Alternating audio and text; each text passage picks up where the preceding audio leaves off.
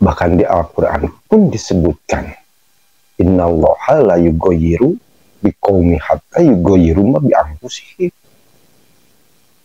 Sesungguhnya Allah, Tuhan, tidak akan merubah nasib suatu kaum sebelum orang itu merubah apa yang ada pada dirinya.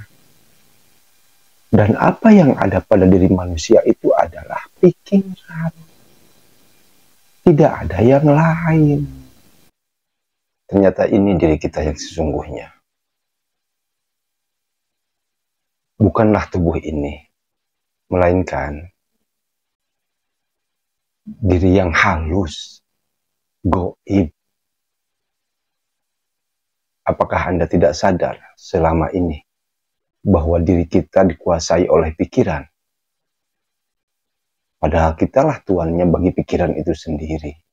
Coba perhatikan, apakah pikiran itu bisa dipegang atau diraba? Saya rasa tidak. Dan kita pun tidak tahu pikiran itu berada di mana. Tapi selama ini, pikiranlah yang menguasai diri kita. Sampai-sampai apabila kita membayangkan, pikiran itu membayangkan sesuatu, membayangkan orang yang menyebalkan, dan tubuh ini pun akan merasakannya. Padahal dosa apa tubuh ini? Di manakah gerangan pikiran itu berada? Karena pikiran sifatnya ya gaib, halus. Ketika pikiran membayangkan hal-hal yang sedih, menyedihkan, tubuh pun merasakannya dengan ikut meneteskan air mata. Pikiran selalu menyeret-nyeret diri kita dan tubuh ini ke lembah penderitaan. Seperti kalau kita diingatkan oleh pikiran itu terhadap orang yang menyebalkan. Kadang tubuh ini pun ikut bereaksi. Parahnya lagi, terhadap hal-hal yang tidak diinginkan. Apakah kita sadar selama ini? Dan terkadang tubuh ini yang tidak dosa, bibir ini yang selalu digunakan untuk membaca Al-Quran, membaca sholawat, kadang kita pakai untuk mencaci maki orang lain, menghina, merendahkan orang lain. Itulah pikiran. Apabila pikiran buruk mendominasi diri kita, maka siap-siaplah menderita. Pertanyaannya, mau sampai kapan kita digonjang-ganjing, diseret-seret oleh pikiran? Padahal kita tahu bahwa kitalah yang menjadi tuan dari pikiran itu sendiri, yang membuat kita letih, resah, bingung, galau, gelisah. Itu adalah pikiran.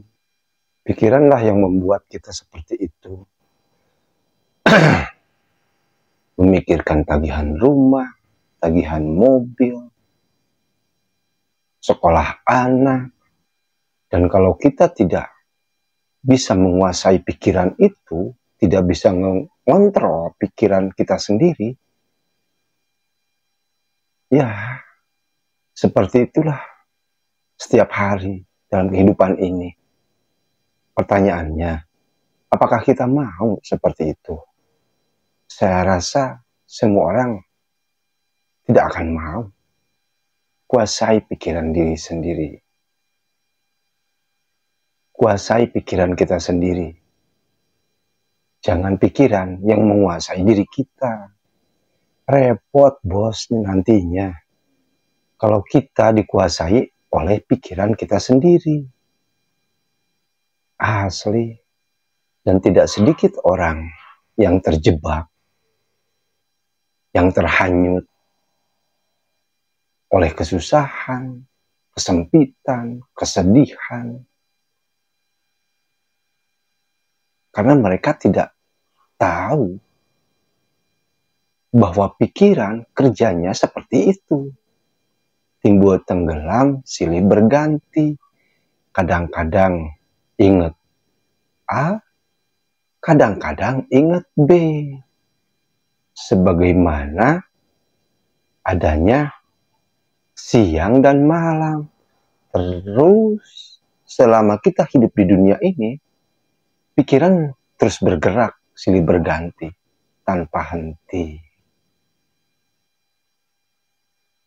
Cobalah untuk memahami diri.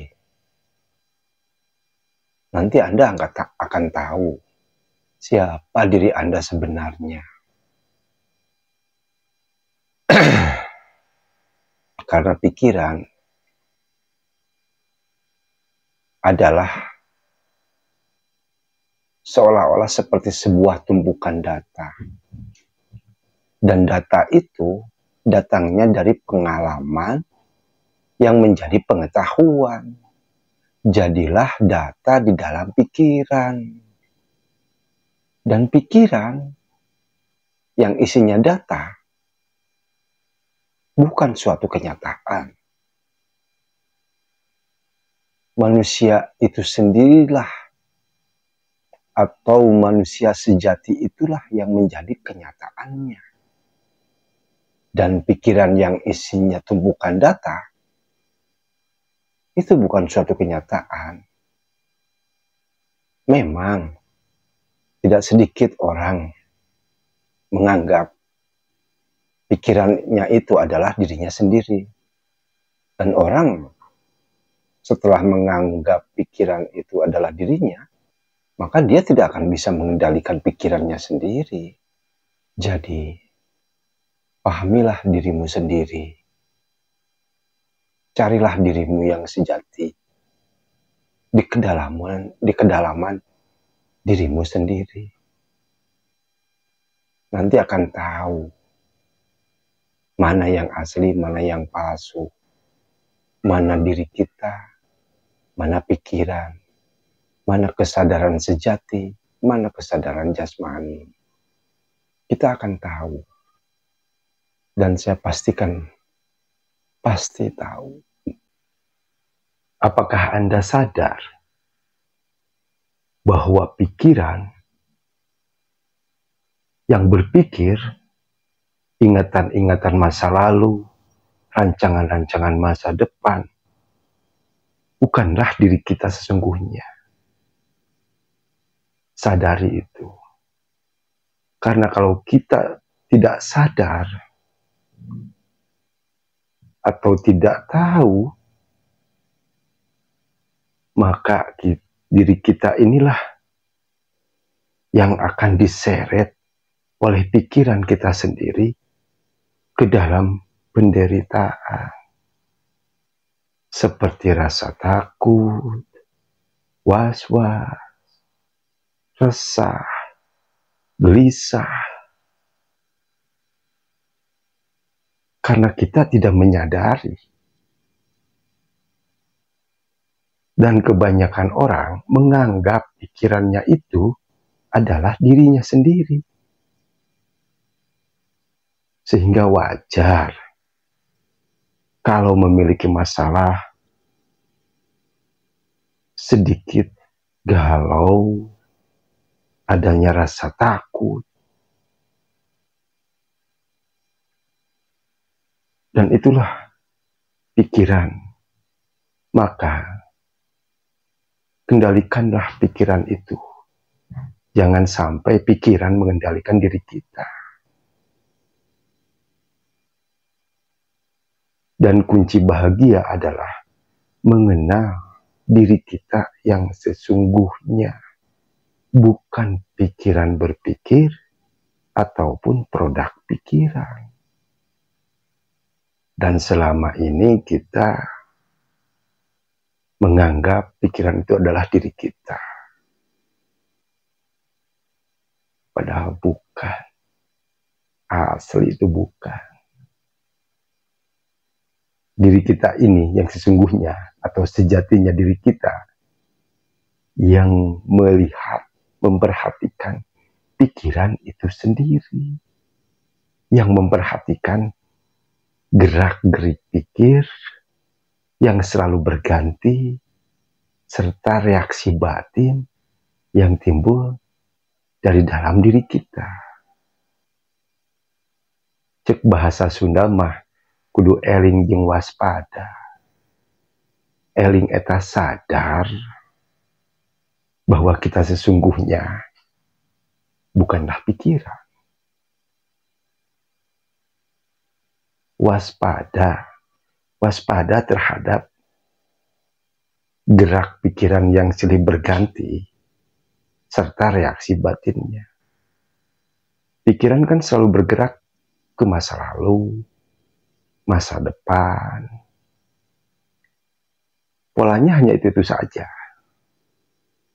Tapi ketika di saat ini, detik ini, sekarang ini, itu bukan wilayah pikiran.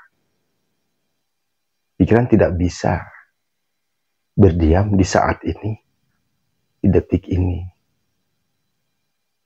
Karena ranah pikiran, masa lalu, masa depan. Sadari itu. Karena kunci kebahagiaan, sadar, tahu akan diri sejati kita.